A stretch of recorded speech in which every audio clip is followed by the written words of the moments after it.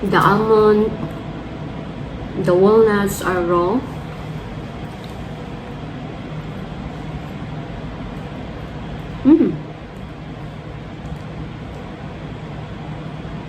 Try this, guys. It's very delicious.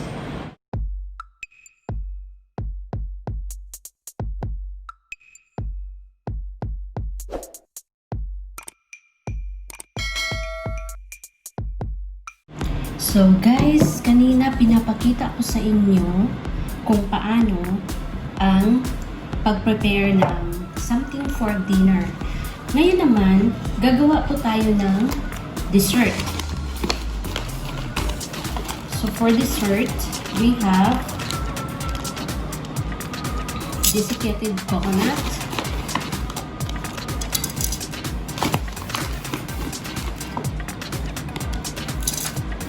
so this is unsweetened, organic.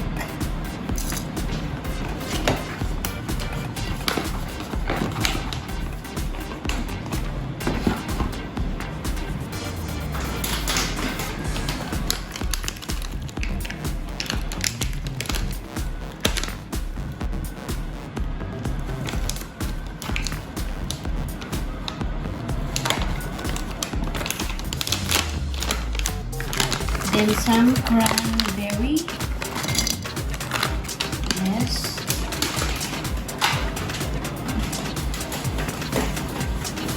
And then sugar.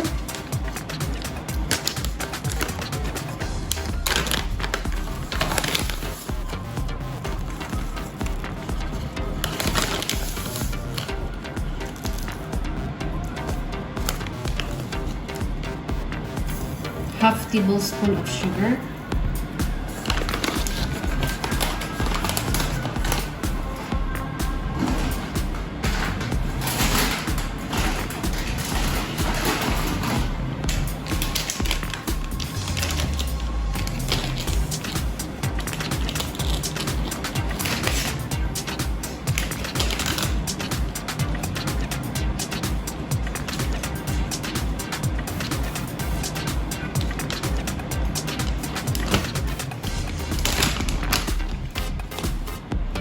Some almonds.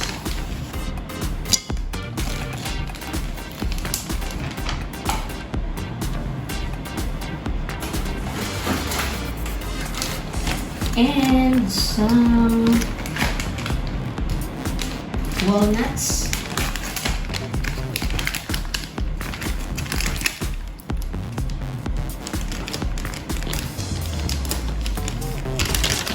So for this recipe, you could eat raw fruits like walnuts and almonds.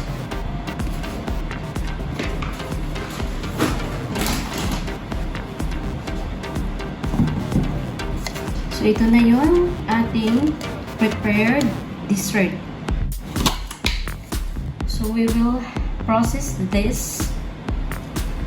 So see you in a bit. Ito na yun, guys. Lalagyan lang natin ng whipping cream.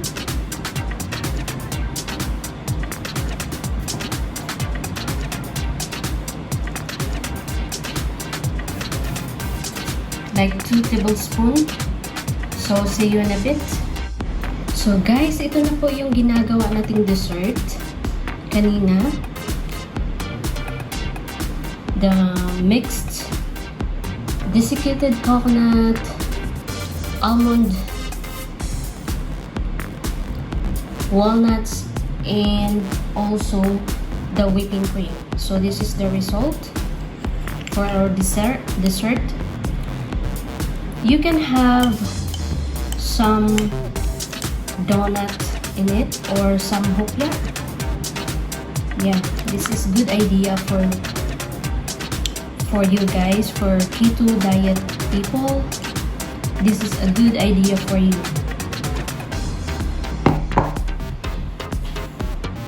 So guys, let us try our prepared dessert.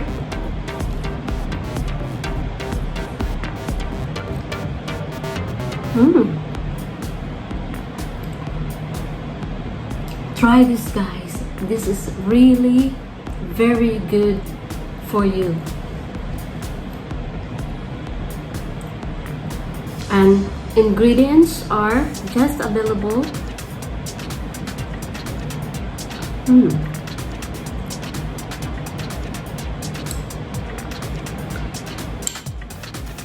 This is healthy for you guys if you are a keto diet person. And for the sweetness of this, I use the monk fruit for sweetening.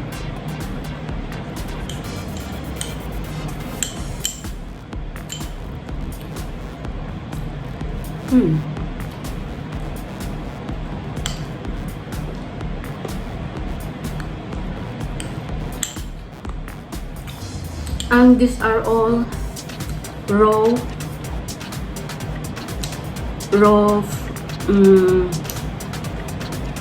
nuts, like the almond, the walnuts are raw.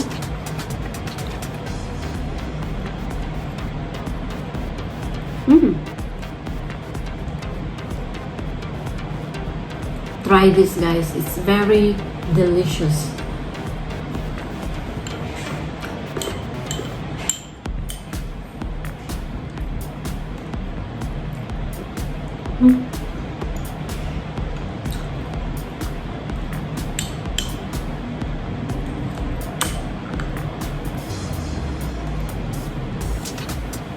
Madalas kung ganito ang mga kinakain mo, hindi ka nagugutom, promise.